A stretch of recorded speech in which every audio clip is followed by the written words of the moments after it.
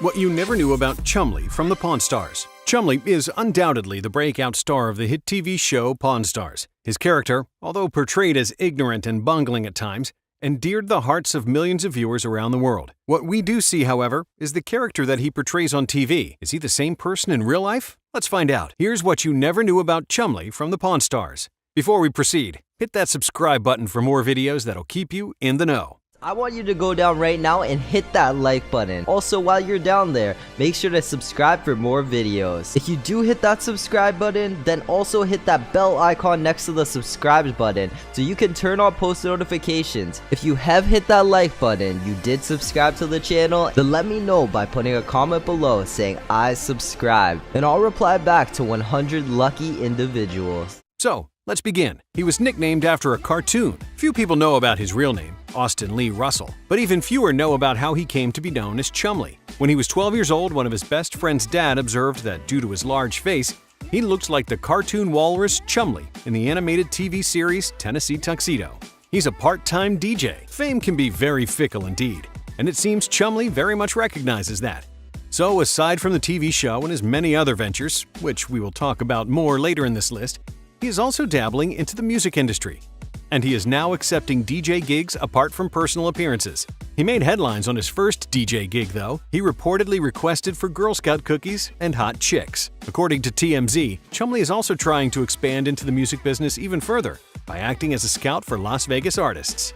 He was the first cast of Pawn Stars to brand himself. As mentioned in the previous entry, Chumlee has started other business ventures for himself and has proven to be a very shrewd businessman. He was the first Pawn Star who thought about creating his own brand. As a matter of fact, he put up his own company which is basically in charge of his merchandise and his personal appearances, which he has a lot of considering that he's the most popular Pawn Star. Ever the consummate businessman himself, Rick saw a money-making opportunity and bought half the stakes of Chumlee's company for $155,000. This purchase meant that Chumlee's merchandise can be displayed and sold right at the world-famous gold and silver pawn shop floor. His history with the Harrisons goes way back. Most people know that Chumlee and Corey are best friends and go way back, but not everyone realizes how far back their relationship goes. The two guys became good friends at a very early age. As a matter of fact, Chumlee can already be seen hanging out with Corey at the pawn shop when they were kids. All of that hanging out eventually led to Chumlee getting hired as a pawn shop employee when he turned 21, a full 5 years before the first episode of Pawn Stars was aired. He knows his stuff. Chumlee is often portrayed on the TV show as comic relief, mostly being the butt of jokes, mainly because of his perceived incompetence and ignorance. The fact of the matter is, he's very knowledgeable in certain things. He showed this knowledge to full effect in a Season 2 episode of Pawn Stars called Pinball Wizards, where he exposed his vast knowledge on pinball machines. All right, Chumlee, high score.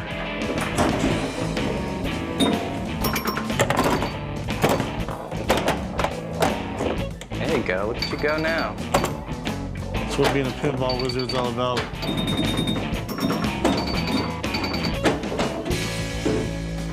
I'd say it plays pretty good. Aside from pinball, he is also a self-proclaimed expert on Jordans and other collectible sneakers and basketball shoes. His weight has been fluctuating for the past few years. We came to know Chumlee as the fat, funny guy that is the butt of the other Pawn Stars jokes. A few years into the show, he started losing weight, and the change was very noticeable. According to Chum himself, he took his health seriously when his father died of pancreatic cancer, just 2 weeks before the first episode of the Pawn Stars was aired. That, and the fact that he was inspired by the weight loss of his best friend Corey, he started working out and eliminated all processed food from his diet. Well, all except for mustard. As a result, he impressively lost 100 pounds back in 2014. Unfortunately, he has gained some of the weight back, which is fairly obvious to regular viewers of the show. In an interview in 2016, he admitted to gaining back 50 pounds because he got tired of eating chicken and vegetables 6 times a day out of a Tupperware container. He once cost the shop $20,000 due to clumsiness. Chumlee has always seemed clumsy and bungling at times, sometimes to the utter frustration of the Harrisons. One incident happened before the show aired, when Chum was just a relatively new employee at the pawn shop. According to the Huffington Post, someone had just come in to pawn a stand-up bass guitar. Chumlee leaned the bass on a shelf, then walked away. Of course, the bass fell down and shattered into 100 pieces. Thinking nothing of the matter, Chum scooped up the pieces, put all of them in a box, put the pawn number on the box, and completely forgot about the incident.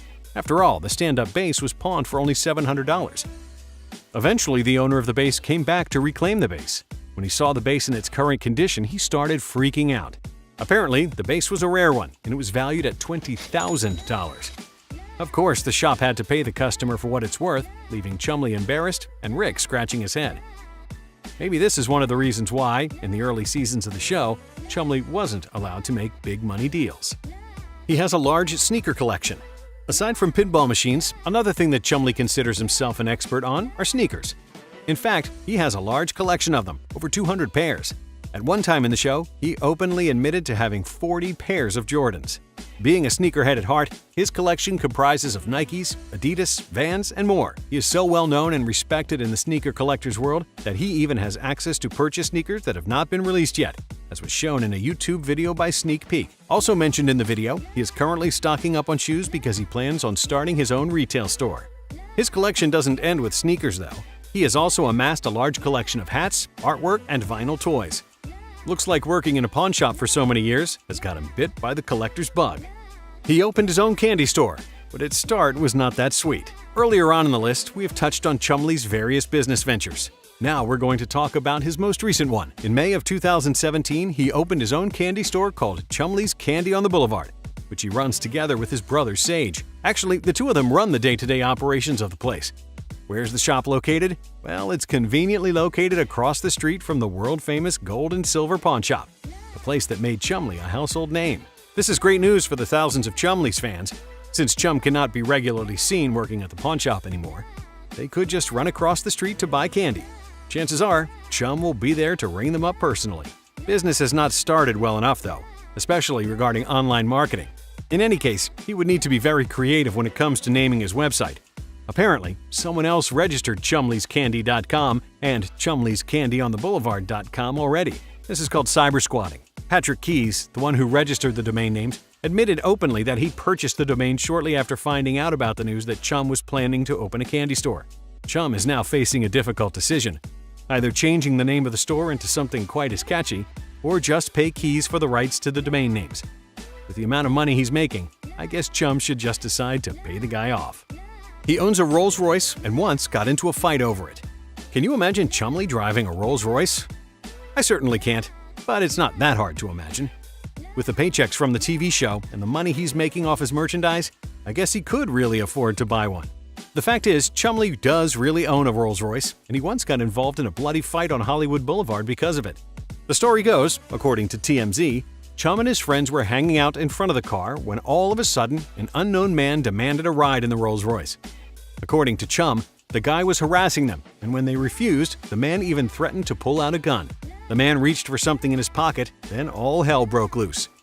Chum's friends took action, hit the guy in the face extremely hard, leaving the man flat on the pavement. As soon as it started, it was over, and Chum and the gang quickly boarded the Rolls and sped off. So far, the identity of the man is still yet unknown. Learn from this, kids. Never mess with another man's car. A sexual assault charge investigation led to his arrest.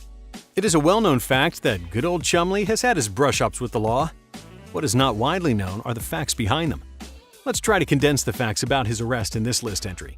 First, his house was searched by the police while investigating a sexual assault charge back in March of 2016. The search initially yielded marijuana, methamphetamines, and a gun.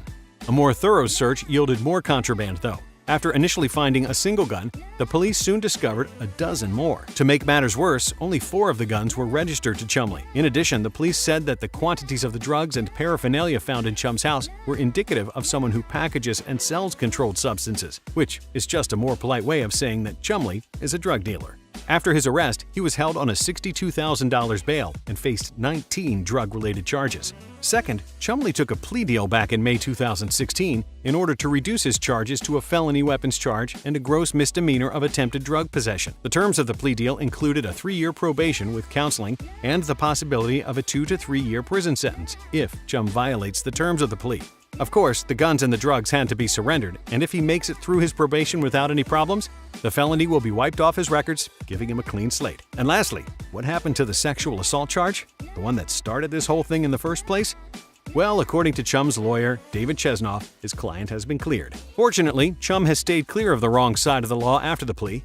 After all, he still has more or less a couple of years left on his probation. Let's all hope that this is the first and last time we will hear of him having trouble with the law. The Harrisons never left his side. Despite all his legal and personal issues, none of the Harrisons withdrew their support for their friend and co-star. Even back when it was unclear whether Discovery and the History Channel would still continue working with Chumlee, the gold and silver pawn shop never left his side. Rick even stated that he will help Chum however he can. Corey, Chumlee's co-star and best friend, also advised people to never believe everything that they hear, and that there are always three sides to the story: theirs, yours, and the truth. And that's it. Thank you for watching What You Never Knew About Chumlee from the Pawn Stars. Be sure to hit like if you liked the video, and hit share to spread the word to your friends. Also, hit the bell icon so you'll be notified every time we upload a new video. And believe me, we upload new and interesting videos all the time. Again, thanks for watching, and see you next time.